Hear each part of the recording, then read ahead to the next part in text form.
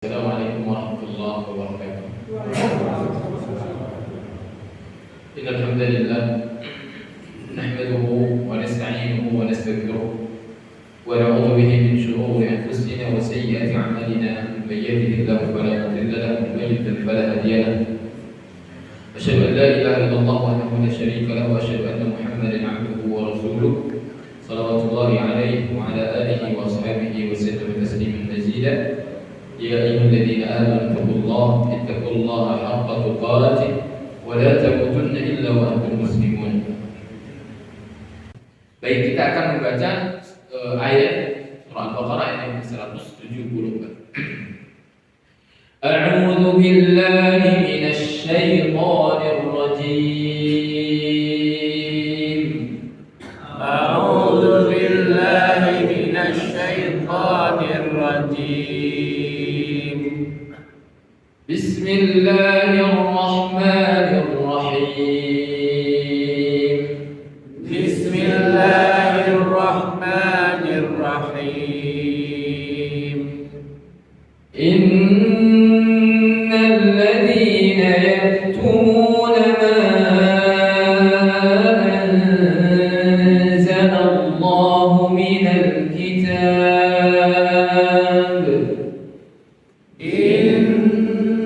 الذين يكتمون ما أنزل الله من الكتاب ويشترون به ثمنا قليلا ويشترون به ثمنا قليلا أولئك ما يأكلون في بطونهم إلا النار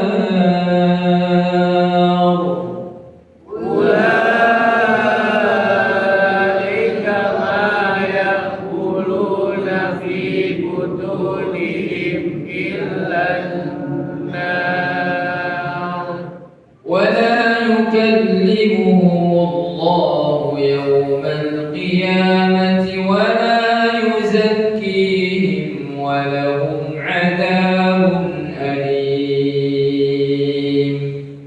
ولا يكلمهم الله يوم القيامة ولا يزكيهم ولهم عذاب أليم. Innal ladzina yaktumun, sungguhnya orang-orang yang menyembunyikan ma anzalallahu minal kitab, apa-apa yang Allah turunkan di dalam Alkitab. Dari Alkitab maksudnya apa yang ada di dalam Alkitab. Maksudnya apa Alkitab ini? Al-Quran kan? Jadi maksud Alkitab, ya memang Al-Quran disebut Alkitab, dzalikal kitab. Salah satu nama Al-Quran adalah Alkitab, dzalikal kitabul la raiba fihi. Tapi yang dimaksud di dalam Alkitab di sini adalah kitab Taurat atau kitab Injil. Kenapa demikian?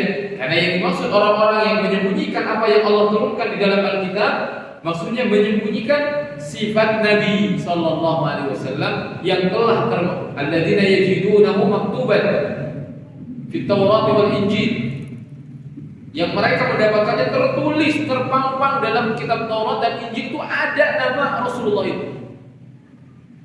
Ada namanya Ahmad, dimasukkan juga min ba'di ismuhu Ahmad. Ya, dalam Al-Quran. Salah satu nama Rasulullah sallallahu Muhammad adalah Ahmad. Itu adalah Rasulullah. Dan bukan hanya nama saja yang disebutkan dalam Taurat dan Injil, sifatnya disebutkan. Sifatnya disebutkan. Akan datang Nabi dengan tanda-tanda begini dan begitu disebutkan. Makanya Yahudi hijrah kan ke Madinah, betul tidak? Hijrah ke tempat yang banyak kurma. Kenapa? Karena memang mereka tahu dalam Alkitab disebutkan bahwasanya Nabi tersebut yang terakhir akan diutus akan muncul di tempat yang banyak kurma. Mereka hijrah ke Madinah. Nah, tapi setelah mereka tahu bahwasanya Nabi tersebut ada dari kalangan Arab, bukan dari Bani Israel. bukan dari Bani Israel, maka mereka menyembunyikannya. Mereka menyembunyikannya. Kenapa dia sembunyikan? Supaya orang tidak beriman. Karena hasad. Karena hasad dengki. Nah, ini adalah sifatnya orang-orang Yahudi. Qala Ibnu Abbas, berkata Ibnu Abbas, nazalat fi ru'asa'il yahud hina katamu na'tan Nabi sallallahu alaihi wasallam. Ini ayat ini diturunkan yaitu menceritakan tentang para pembesar Yahudi yang mereka menyembunyikan sifat-sifat Nabi sallallahu alaihi wasallam di dalam Alkitab, yaitu dalam kitab Taurat dan juga Injil. Nah, akhirnya itu adalah sebuah maksiat yang besar. Ya, berarti mereka mengingkari Alkitab, mengingkari Taurat wal Injil, walaupun mereka mungkin berpegang kepada sebagiannya. Mereka tidak semerta-merta membuang kitab Injil, tidak. Tapi mereka merubah, ya. Mereka yuharrifun, dalam Al-Qur'an disebutkan mereka mentahrif, kadang-kadang yang dirubah maknanya, kadang-kadang lafaznya yang diselewengkan. Begitu kerjaan Yahudi. Bukan semerta-merta mereka dibuang, dibakar kitab Taurat dan Injilnya, bukan. Tapi mereka dirubah semaunya mereka. Apa yang itu menguntungkan bagi diri mereka, maka mereka akan lakukan. Dan kita tidak boleh menjadi umat seperti itu. Al-Quran ini bukan diturunkan mengikuti keinginan hawa nafsu kita, bukan. Sesuai dengan apa yang kita inginkan, maka kita tafsir seenak mungkin, bukan.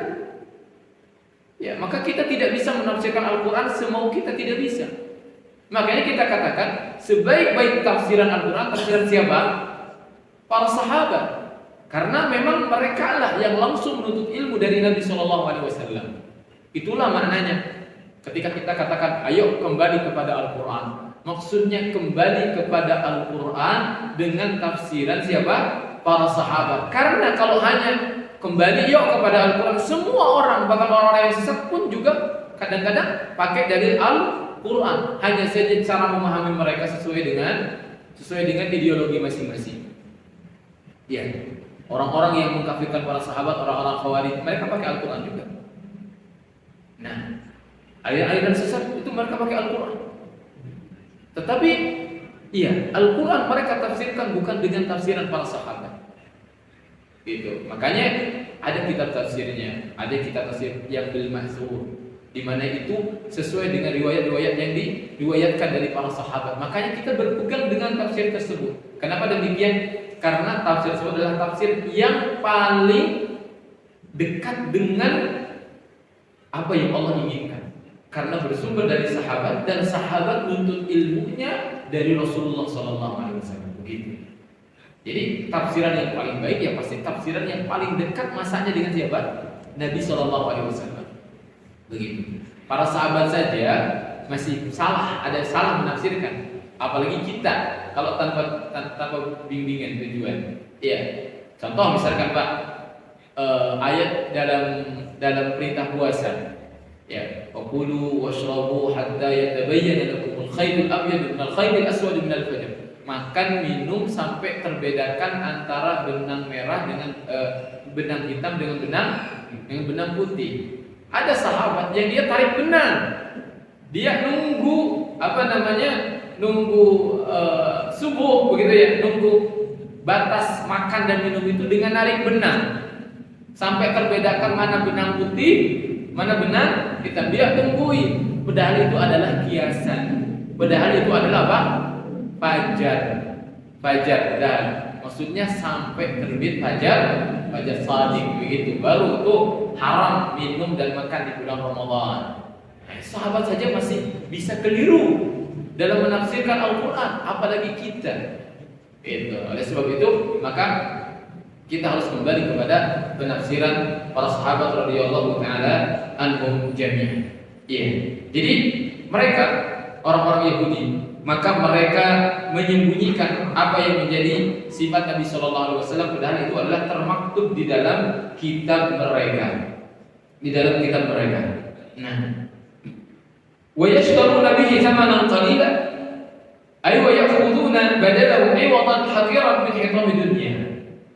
Untuk apa mereka ubah kitab-kitab itu? Mereka ingin dunia, berfatwa semaunya. Maksudnya begini Pak, kalau misalkan ada salah seorang dari hadirin datang ke saya, ya, misalkan Ustaz, ya, ada salah satu keluarga saya meninggal, Ustaz, saya ingin misalkan pembagian waris sesuai dengan Al-Quran. Oh baik Pak, kita buka Pak suratnya. Kita buka surah An-Nisa. Di sana ada jelas tentang pembagian waris. Allah yang langsung membaginya.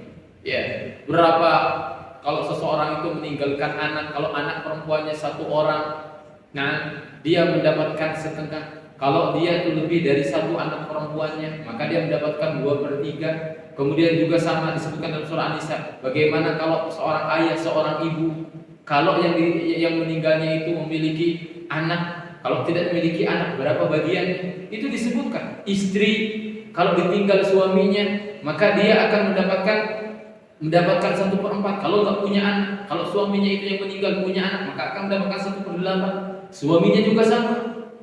Tetapi setelah dijelaskan itu, kayaknya nggak mungkin. Saya nggak bisa. Ya, ini hukum Allah. Tapi Ustaz, saya bisa bayar Ustaz. Saya nanti kasih nih. Ya kan, kalau Ustaz bisa membawakan dalil, bisa membawakan ini, itu saya nanti kasih jatah Ustaz dari harta warisan. Oh tenang Pak, saya akan cari Pak dalil. Saya buat dalil. Begitu kejadian Yahudi. Maka dia tuh ubah. Bahkan mungkin ada dalil palsu. Hadisnya hadis palsu. Maka dia bawakan yang penting ada dalilnya. Bukan seperti itu. Ya, kita harus mengikuti syariat ini. Ya, bukan syariat yang mengikuti keinginan kita. Kalau Yahudi, yashtaruna bihi thamanan qalila, mereka menjual ayat-ayat Allah. Artinya ini ayat Allah nih. Iya, padahal mereka sudah ubah maknanya atau sudah diubah lafaznya. Gitu. Untuk apa? Untuk mendapatkan keuntungan. Mereka berfatwa, orang yang minta fatwa akhirnya memberikan imbalan dari fatwa sesuai dengan keinginan orang tersebut. Maka Allah mengatakan, ulaika ma yaquluna fi butunihim illan nar. Mereka ngambil uang dari orang yang bertanya itu, dari orang yang meminta pencerahan tersebut. Mereka sesatkan sesuai dengan keinginan mereka. Maka Allah katakan, mereka tidak memakan di dalam perutnya illan nar, kecuali api neraka. Kecuali api neraka. Maksudnya apa yang mereka perbuat itu dari harta yang mereka ambil, bukan uangnya yang mereka makan, tapi uang tersebut dibelanjakan oleh mereka buat makanan lah, buat apa? Mereka makan masuk ke dalam perut, maka Allah katakan itu akan menjadikan mereka masuk ke dalam neraka. Bahkan yang akan bergejolak dalam perut mereka fi butunihim illan nar, kecuali api. Bahkan tidak hanya itu ancamannya, wala yukallimuhumullahu yaumal qiyamah. Mereka tidak akan diajak bicara oleh Allah Subhanahu wa taala ridwan kama yukallimul mu'minin, sebagaimana Allah akan mengajak bicara orang yang beriman. Ini menunjukkan Pak, kalau di hari kiamat, kalau Allah mengajak bicara dengan pembicaraan yang baik, yang lembut kepada orang yang beriman, itu adalah sebuah keberuntungan. Siapapun kelak yang diajak bicara oleh Allah Subhanahu wa taala dengan pembicaraan yang baik, maka itu adalah sebuah keberuntungan. Kenapa?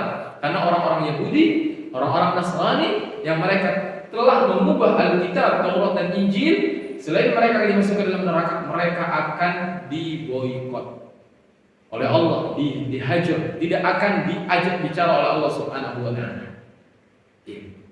Ya, kita ajak kalau nggak diajak bicara sama istri, berapa hari gimana rasanya? Di hari kiamat kita nggak dikasih kesempatan, nggak diajak bicara, didiamkan oleh raja yang menguasai langit dan bumi, dunia dan akhirat. Allah Subhanahu wa taala kapan? Yaumul qiyamah wala yuzakkihim, dan mereka tidak akan dibersihkan, disucikan. Maksudnya tidak akan diampuni dosanya. Wala yutahhiruhum minadz-dzunub. Mereka tidak disucikan dari dosa. Menunjukkan orang-orang yang beriman itu satu, mereka tidak akan memakan api neraka. Mereka akan masuk ke dalam surga. Yang kedua, Allah akan ajak bicara mereka. Itu kan menunjukkan ya.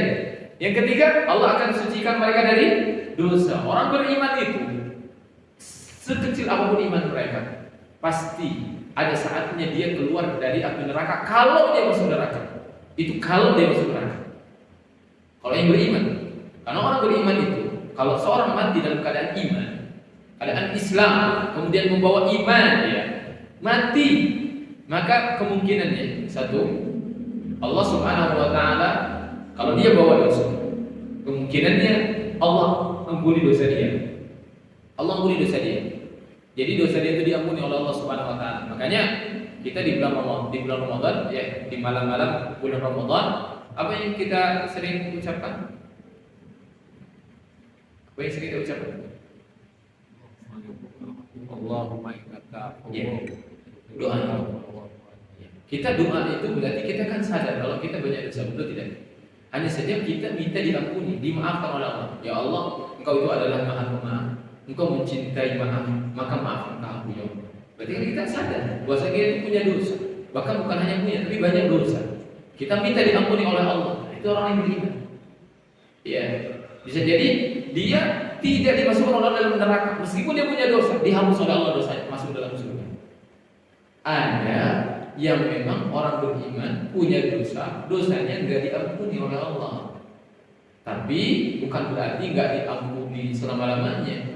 Dosa tersebut harus Allah balas dengan neraka. Maka dia dimasukkan dulu ke dalam api neraka sampai bersih dosanya, baru Allah angkat dia. Itu ada kelompok-kelompok itu di akhirat itu kelak. Nah, boleh kalau kita berbicara tentang orang-orang yang menyeberang Shiratal Mustaqim, ya, menyeberang Shiratal Mustaqim. Ya mungkin sebagian orang menganggap kalau setiap orang akan menyeberangi Shiratal Mustaqim. Enggak. Orang-orang kafir itu enggak bakalan nyebrang. Orang-orang kafir itu enggak dikasih kesempatan untuk nyebrang neraka. Ya, karena mereka langsung terbuka pintu neraka, mereka langsung masuk. Yang akan menyeberang itu hanya orang-orang yang beriman. Ya. Maka orang ada yang menyeberang kata Rasulullah itu seperti kilat. Ada yang menyeberang seperti angin, saking cepatnya. Berarti itu selamat itu. Dari pengait-pengait yang besar itu di pinggir kanan kiri jembatan tersebut yang siap mengait itu. Ada yang seperti unta, ada yang seperti seorang yang gagah jalannya, tegak. Ada yang mereka jalannya itu merangkak sampai ada yang terkoyak, tapi ada yang selamat kata Rasulullah. Terkoyak badannya kena sabetan tapi selamat ada. Ada yang terkoyak dan gak selamat, tapi dia orang beriman. Dia orang beriman. Pokoknya siapapun yang Allah berikan kesempatan nyebrang di atas sirat, berarti dia orang yang memiliki iman. Ada yang selamat tanpa tersentuh apapun. Ada yang dia itu terkoyak tapi dia selamat. Ada yang dia itu terkait oleh pengait, ya, kemudian terhempaskan dalam neraka. Berarti dia orang beriman yang dosanya tidak diampuni. Tapi apakah dia akan naik? Akan pasti akan keluar dari api neraka. Dan mereka orang Yahudi dan Nasrani wala yuzakkihim, mereka tidak akan pernah dibersihkan dari dosa. Artinya kalau masuk neraka mereka akan kekal di dalam neraka. Walahum adzabun alim, dan mereka mendapatkan siksa yang sangat pedih. Iya, berikutnya. Ayo.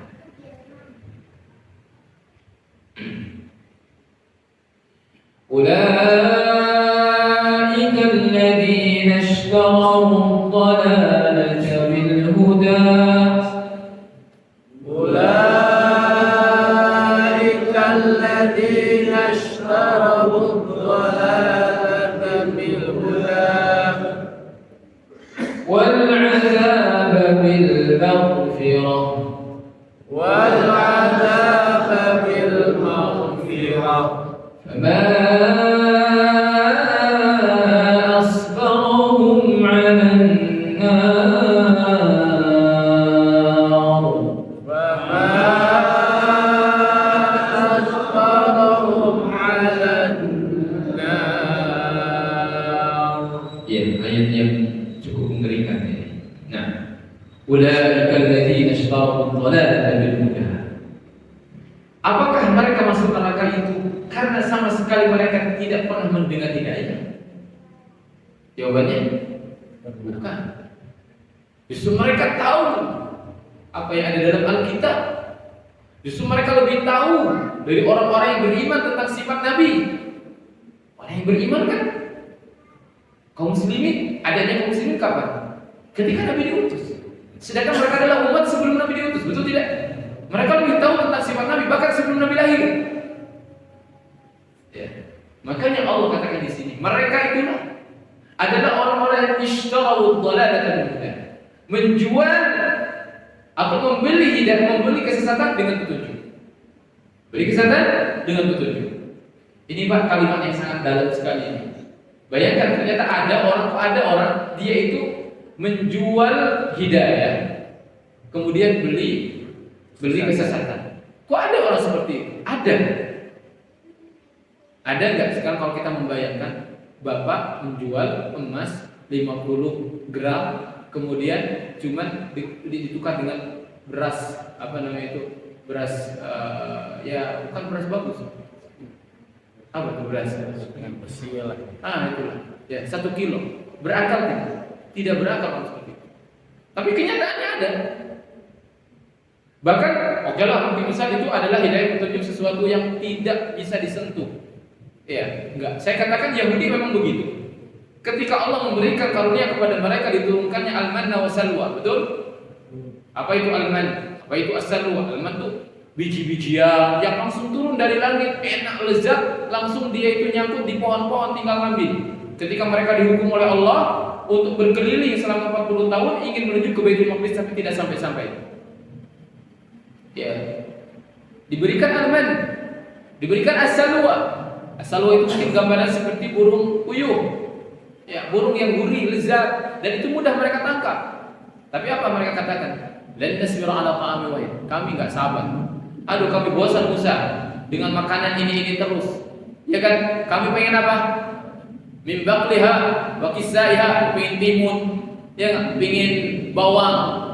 Ya, wa qissai wa hum wa adasiha, kacang adas, wa basaliha. Kata Musa, kok ada ya kalian itu? Padahal kalian pergi kemana saja, ke kota mana saja, itu makanan-makanan itu mudah untuk didapatkan. Artinya bukan makanan istimewa itu.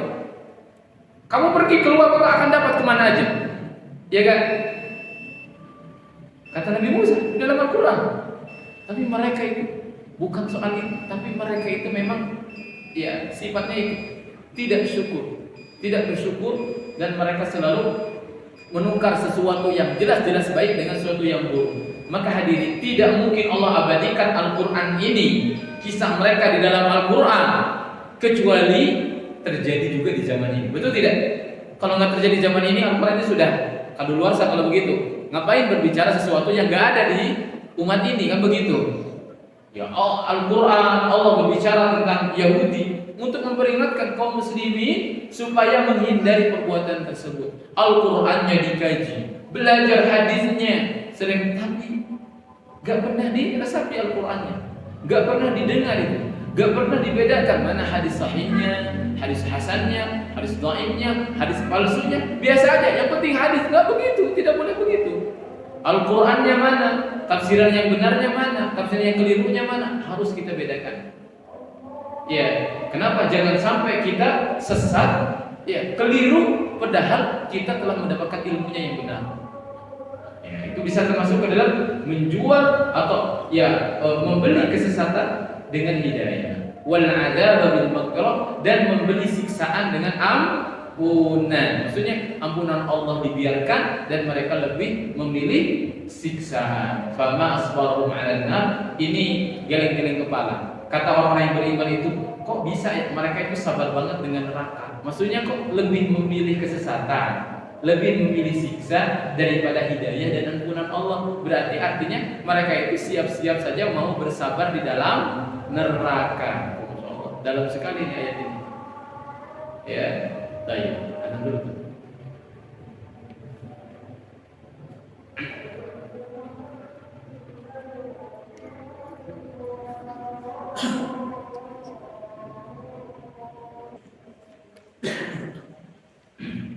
Nah, ya.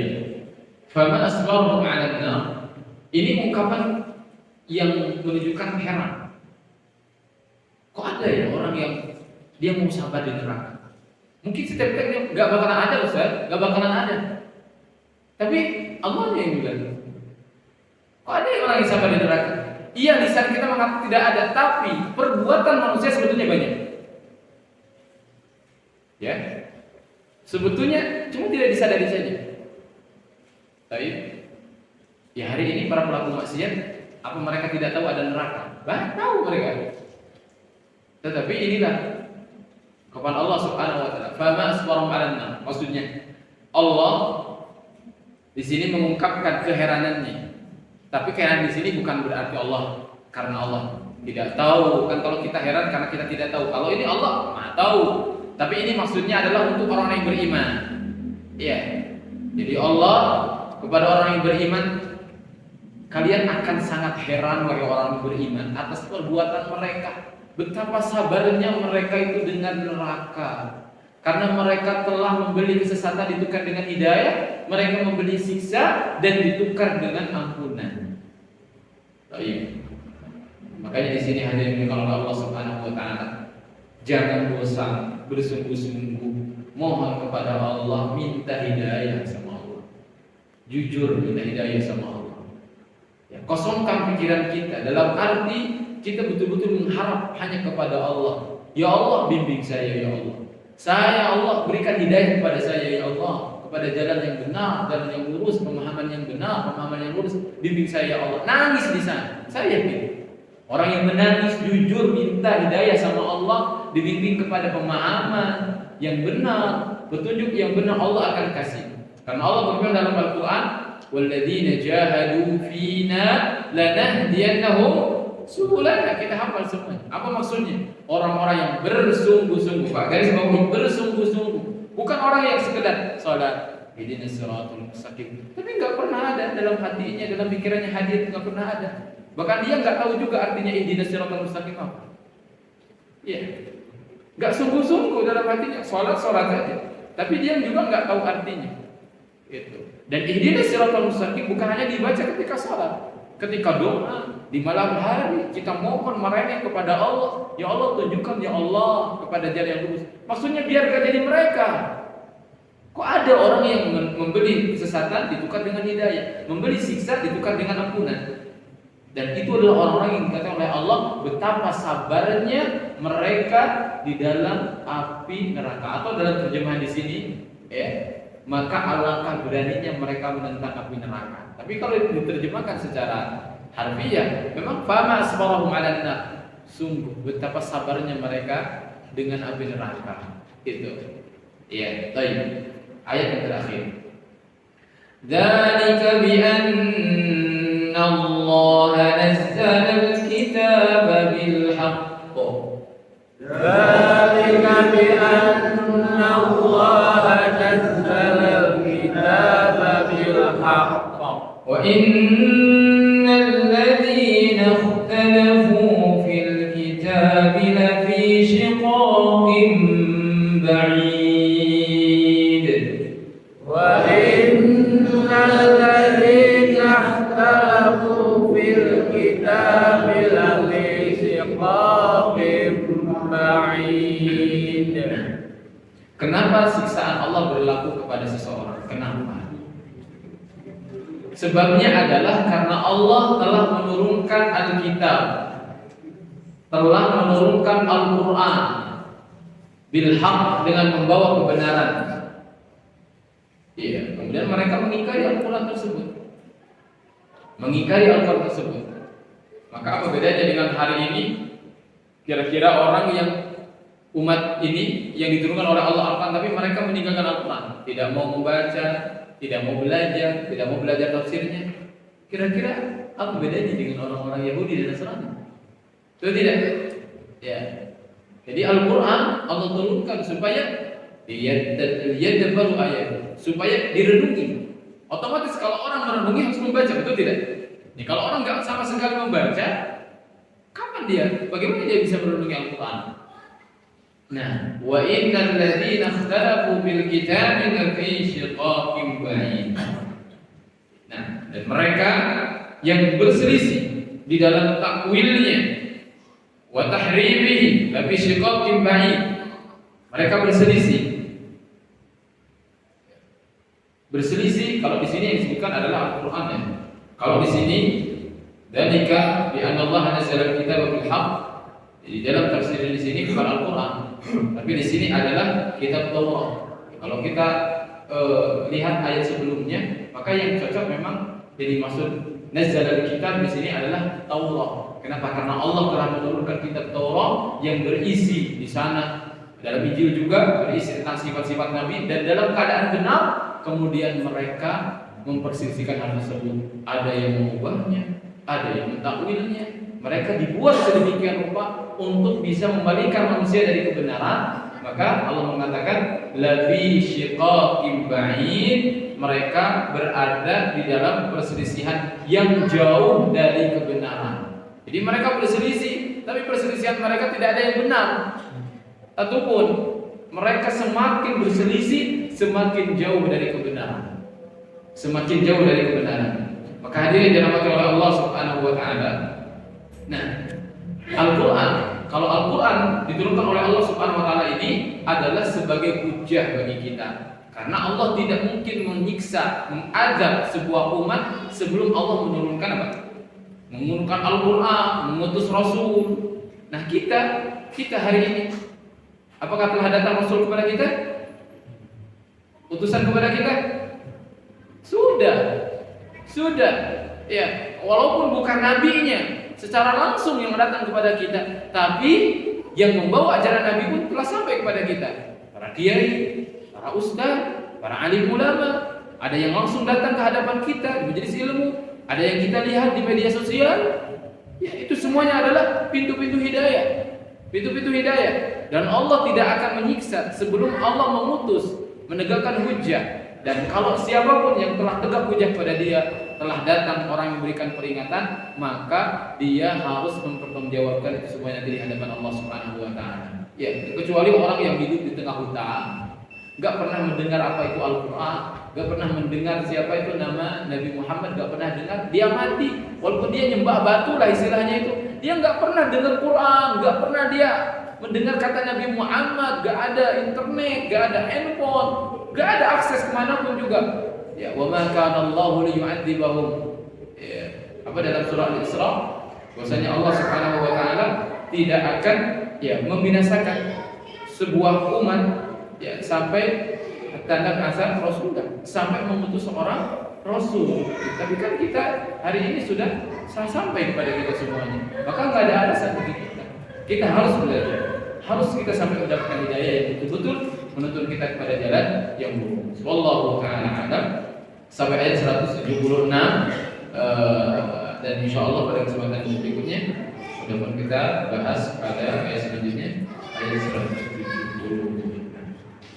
Demikian hadirin yang dirahmati Allah Subhanahu wa taala, bagian dari kita pada malam hari ini. Mudah-mudahan Allah memberikan taufik kepada kita untuk bisa memahami dan mengambil faedah dari pelajaran kita pada malam hari ini. Sallallahu alaihi wa sallam wa ala alihi wa sahbihi ajma'in.